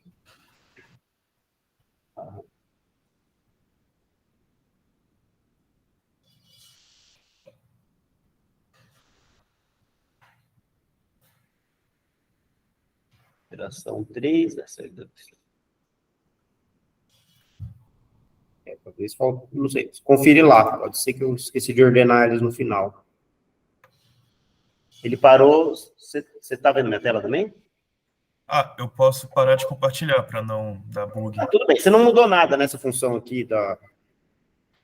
O que eu fiz foi só mudar, porque para ser de 3 variáveis eu tive que botar a grandeza dos vetores e mudar essa forma que os vetores iniciais são inicializados, mas de resto a função é a mesma.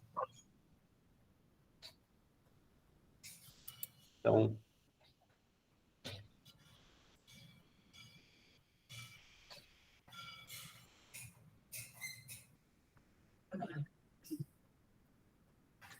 Não sei se isso ajuda muito, mas quando ele tinha que fazer aquela busca por gama, ou seja, quando o quarto ponto era pior do que os 3, isso não acontece.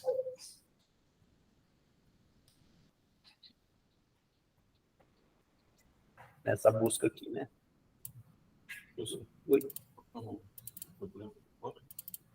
Não, ele está falando que a gente, quando eu dando esse código aqui, ó, ele está falando que às vezes ele está convergindo, ele para, mas o que ele reporta como sendo o melhor ponto não é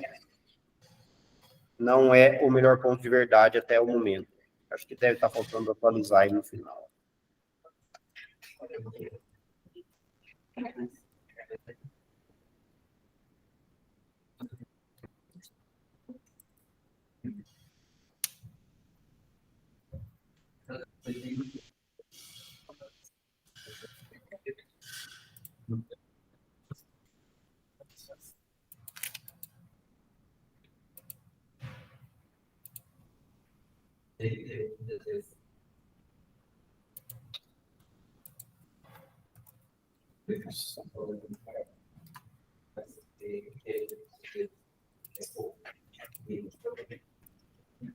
Deixa eu...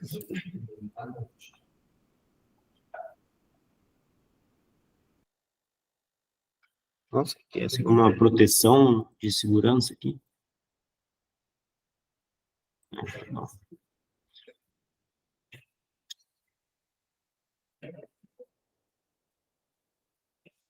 Ah, bom, não estou deixando nem copiar o negócio.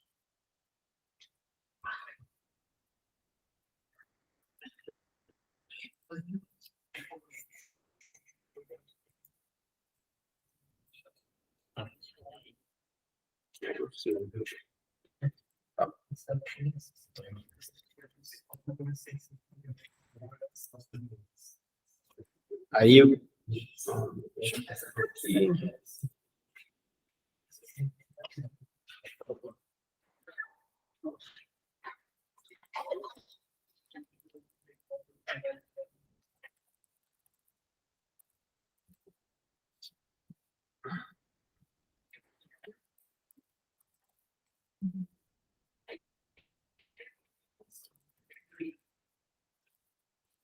Você está minimizando qual função aí?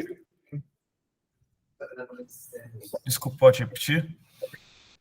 É, x1 ao quadrado No mais x1 caso ao é quadrado. trocar o x1 ao quadrado mais seno de x2.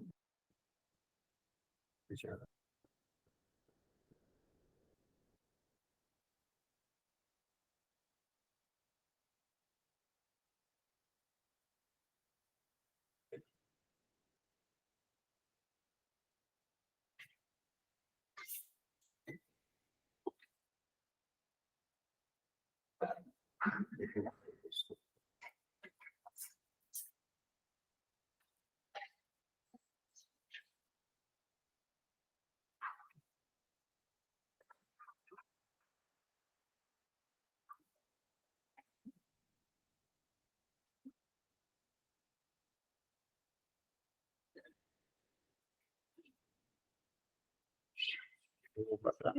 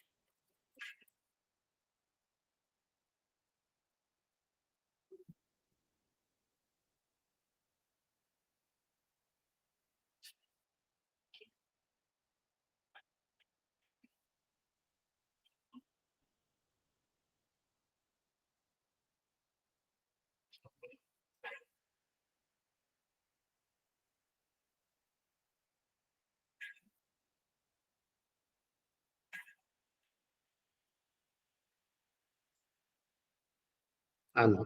X0 tem que conter 3 vetores de dimensão 2.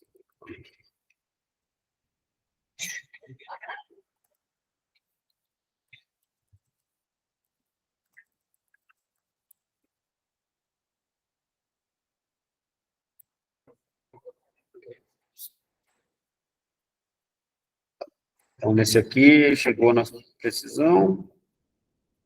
Best point find 0,99.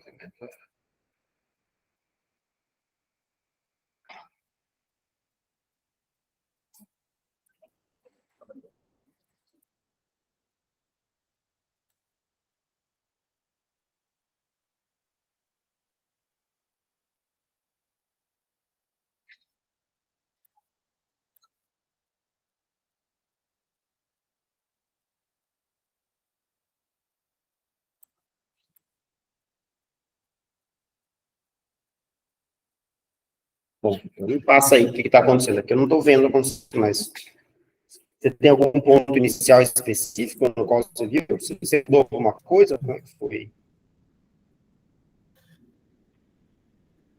Isso, eu mudei a forma que você chamou os vetores iniciais, né? Deixa eu compartilhar aqui.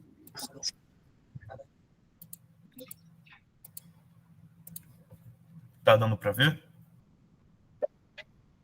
Não. Acho que não deve estar, não estou certo. Aí, tá. Isso, é que eu acho que os meus vetores iniciais estão um pouco mais longe da origem, né? Tá.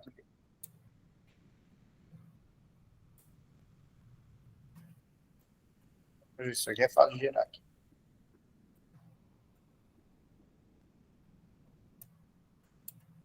É menos.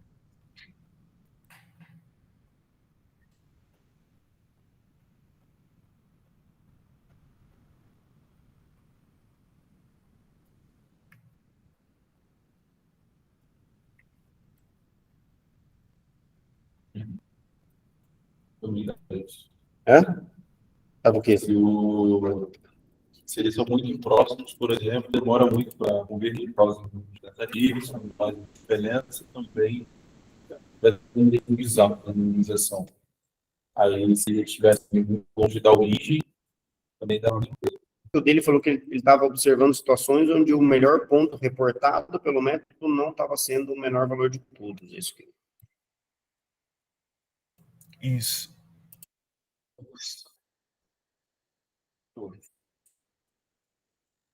Não sei. De cara aqui eu não estou vendo tanto assim, então precisa entrar mais em detalhes. Eu posto o código no Zulip, então. Joga lá e eu vejo o que pode acontecer. A última dúvida que eu queria tirar, então, era do exercício 57. Posso compartilhar de novo a tela? Pode. Ok.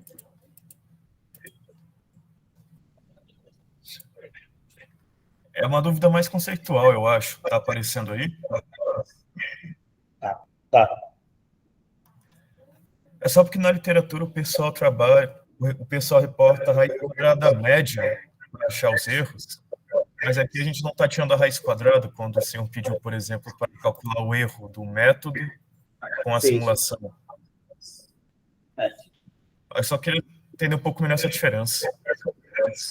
De tirar a raiz quadrada ou não? Isso. Nesse caso aqui nenhuma, né? Porque você está fazendo um método você está fazendo um método sem derivadas, né? Então, a única informação que você tira é se a função aumenta ou diminui em cada direção. A raiz quadrada não vai mudar a ordem dos pontos, né? Então, você usar a raiz quadrada ou não vai mudar qualitativamente nada do que vai estar acontecendo. Não quer dizer que o processo iterativo o processo iterativo não vai ser exatamente igual, né? Porque como você está usando o valor da função para projetar, e isso vai ser usado na escolha do próximo ponto, né? O processo iterativo não necessariamente vai seguir exatamente a mesma trajetória, você calculando a função com a raiz quadrada ou não. Mas, do ponto de vista de minimizar um ou outro, tanto faz, porque as duas funções são crescentes na mesma direção. É muito comum, em funções diferentes, não essa aqui, usar o logaritmo também. Ele também tem essa propriedade, ele evita, quando você tem problemas com escalas muito diferentes, né? E você, em vez de minimizar ou maximizar a função em si, você maximiza o logaritmo da função. E dá na mesma, porque o logaritmo também é crescente, monotonamente crescente para uma função que é monotonamente crescente. Então, se você minimiza o logaritmo da função, é a mesma coisa que minimizar a função em si. Do ponto de vista dos pontos que você vai achar. Os mesmos pontos do domínio que minimizam a função, minimizam o logaritmo da função. Os mesmos pontos que minimizam a função, minimizam a raiz quadrada da função, se a função é sempre positiva, que é o caso aqui. Então tanto faz, né? Desse ponto de vista, você vai num bom processo de minimização, você vai convergir para os mesmos pontos. Então, não faz diferença. Não quer dizer que a trajetória vai ser exatamente igual. Às vezes, uma função é mais conveniente que a outra, dependendo dos valores em si que você está trabalhando. Em particular, quando você usa logaritmo, é bom para isso. Se você está usando derivadas, aí muda bem a história, porque aí a derivada pode ser mais ou menos difícil de calcular se você complica a sua função. Né? Tem uma função que às vezes tem uma derivada muito simples, você tira a raiz quadrada e a derivada fica um negócio mais difícil de calcular, mais cara, enfim. Aí pode mudar se você está usando a derivada. Não, beleza, ficou claro, então. Não tem nada muito importante para esse processo aqui, se você calcular a raiz quadrada ou não. Não, beleza, professor. Beleza?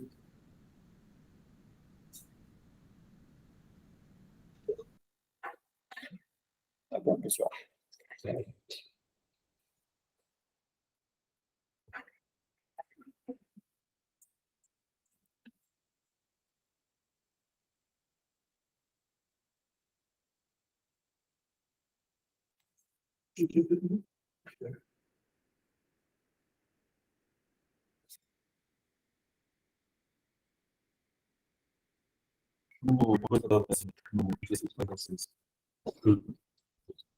Faz mais sentido.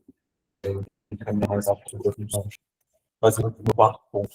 Ele, ao invés de simplesmente espelhar, eu acrescentar e acrescentar uma distância a mais dos demais pontos. Então, isso tem que ser um critério, de novo, tem que estar relacionado com quão próximo ou não você acha que está na solução e com a progressão dos pontos, né? Se eles estão muito, por exemplo, né? Se eu estou vendo que está aceitando muito os pontos. E aí, então, beleza, na hora de refletir, eu não vou lá e simplesmente reflito ele. Eu pego e estico ele para Isso. para uma distância maior do ponto anterior. ponto. Isso. Então, é justamente esse é o tipo de método de tecnologia que está falhando, vai diminuindo. Esse é o tipo de pensamento que se tem nas implementações sofisticadas, né? Em geral, você chuta um ponto com uma aproximação quadrática, que tenta ser melhor, você chama um chute inicial melhor, aí tá bom, deu certo, tá dando certo, então vai se distanciando. Tá dando errado, vai se aproximando, né? E aí, na medida que você vai se aproximando, uma coisa que acontece com o método simplex, né? Na medida que você vai fazendo esse passo adaptativo, que os pontos vão ficando mais pertinho um dos outros, né? Então, você vai andando pertinho e vai melhorando a precisão da sua aproximação do ambiente local da função, né? E à medida que você afasta, você vai afastando os pontos, a aproximação do ambiente local da função vai piorando, mas se a função está super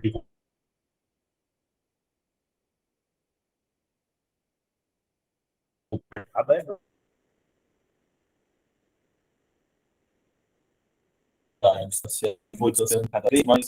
Então, vamos supor, a primeira iteração, vamos dizer que a reta que está entre o pior ponto e esse outro ponto tem uma distância de 100, certo? E aí eu vejo já que esse novo ponto já assumiu um valor menor que o do pior, então já vai ser aceito, beleza. Aí na minha segunda interação eu vejo que isso não deu certo, eu começo a procurar na linha.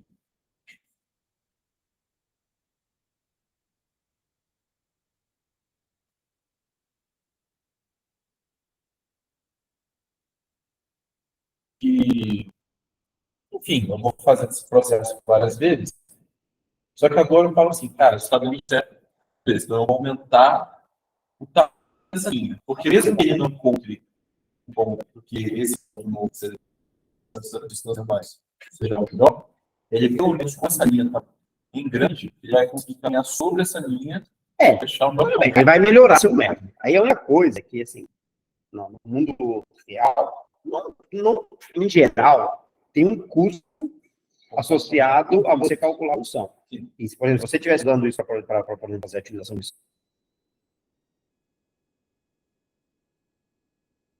experimento de verdade,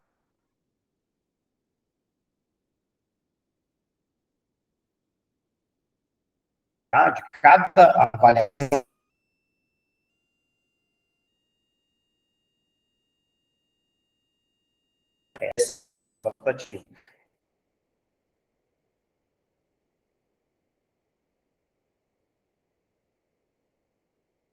aqui você pode fazer todos esses testes de graça, né? Nos métodos que são propostos mais sofisticados, eles têm que ser propostos com a consciência de que não é um método sem adequados, minimizar essa função, chegar no melhor resultado possível com o menor número de iterações possíveis, o menor número de avaliações de função possíveis. Então, essa é uma coisa que aqui você não precisa se preocupar, porque é tudo de graça, mas um método tem que ser pensado quando vai ser trabalhado, refinado, com isso em mente. Isso vai ser dependente do problema também. Então, por exemplo, aí você vai ter a heurística, essas coisas a gente chama de heurística.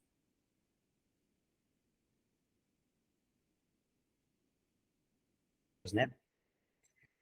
Eu vou fazer. E aí, para ser. Vai funcionar bem. Isso não vai funcionar bem. E aí, todo um monte de problemas diferentes. Olha, para esse problema, minha estratégia é boa, para esse problema, minha estratégia não é boa. Em média, está um pouquinho melhor. Enfim. E aí, a escolha do método de utilização para um problema específico passa a ser uma coisa. Enfim, tem que ser feita com cuidado se você tem alguma limitação, claro. Mas, enfim, nesse caso aqui, não. Você pode usar essas suas ideias e testar. Melhorou mesmo, está melhorando, funciona melhor, converge mais rápido,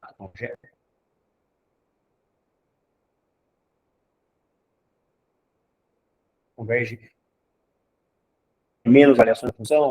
Tudo isso é real, você está sujeito a mais restrições, né? Ou seja, você quer testar essas coisas colocando na balança que tem um custo e você é o menor número de gerações. Ou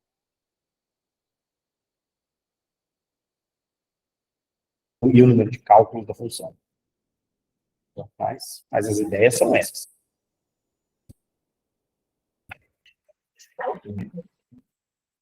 Talvez dia esse sai por a comissão de você, não. Fez isso aí. Eu pedi para ele gerar.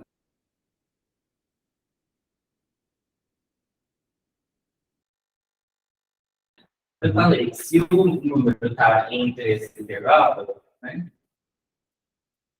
O mínimo e o máximo, é o que, né? O impacto está dentro desse intervalo aqui.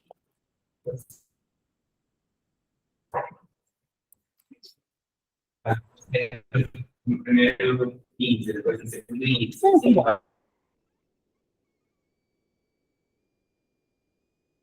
Escrever histograma no braço mesmo, tá bom. Vale sim. Vale é um bom é o tipo de coisa que eu acho legal como exercício, porque você, por exemplo, tudo bem, você fala assim, vou fazer um histograma. É óbvio que tem muitos programas que vão fazer histograma. Obviamente, faz, literalmente.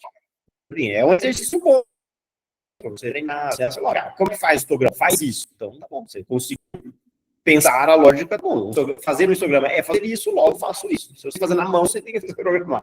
Eu só vou mostrar você. Não fiz o negócio tem que fazer o negócio tem que ser a delta máxima, o negócio da raiz, como só tem isso. É um porcentagem.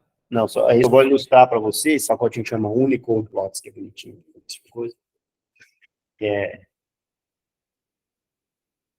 Mas é claro, se você quiser com plots, é só isso grande, tá?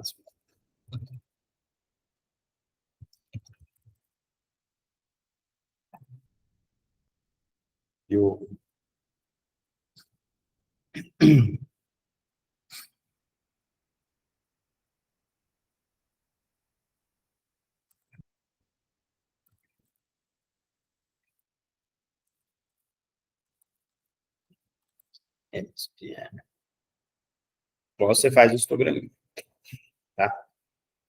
Mas esse Unicode Plots, que eu não estava instalado aqui, estava achando, mas ele faz um histograminha no terminal, é bonitinho.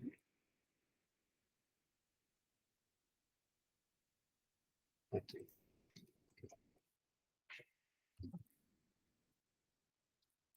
Eu acho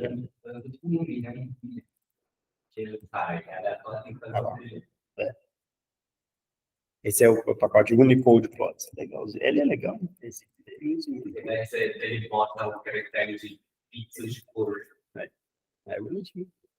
Ele faz gráficos, né? Sei lá, x igual round, sort, round 10. Isso, legal, sort, round 10. Acho que é line, eu acho. Line plot. É divertido. Eu quase não uso, na verdade. É divertido. Esse cara. Não, é um exercício bom. Enfim, mas de todas maneiras, você faz um histograma desse na mão, você percebe, tá bom. O que você fez para fazer isso aqui é só uma questão de como é que você está formato. Tipo, como é que você está formado, como é que você escreve as coisinhas. Eu joguei, como está tendo o vídeo de limites, vai fazer uma região de interação, tá? Série, ele tá.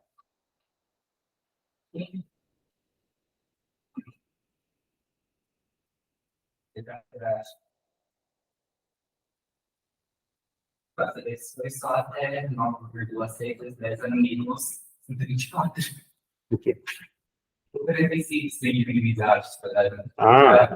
Esses critérios, assim, bom, aqui não tem um critério de parada claro, né, que você não tem a derivada, mas... Não tem critério de parada, eu, assim, vai fazer, se for separa, para ter um caminho. Se for igual, exatamente igual a zero? Não, tudo bem, mas isso nunca é um bom critério, assim. Isso é uma coisa importante, assim, em termos de programação numérica em geral, né? Você nunca compara se alguma coisa, se um número de ponto flutuante é exatamente igual ao outro. Porque acontece isso, lá, 0 é igual a 10 elevado a menos 130, entendeu? Não faz sentido você pretender isso. Tudo bem, pode dar 0, 0, mas... mas isso aí não é a maneira de lidar com isso, né? Em geral, a maneira de... Com programas de campo flutuante, você compara se é aproximadamente igual a 0. Tá? Então, tem uma função que é... Hã? Não, na verdade, ou é exaprox, tá? Exaprox, por exemplo, aqui no menos 14 e 0, isso que vai dar falso, tá? Porque o erro relativo enfim, comparar exatamente com 0 vai dar sempre ruim. Aí você pode colocar, você pode comparar isso, o 10 a menos 14 com 10 a menos 15. Sei lá, nem dá falso. Porque o erro relativo é de 100%. Mais. Isso, aí sim. Ou, alternativamente, né, essa função recebe, mas eu vou, sei lá, 0 com a tolerância relativa de 10 a menos 3. Aí é verdadeiro. Tá? Agora, isso aqui, você pode escrever assim, 1 a menos 14, e você escreve aprox, sabe? Vira aproximadamente. Então,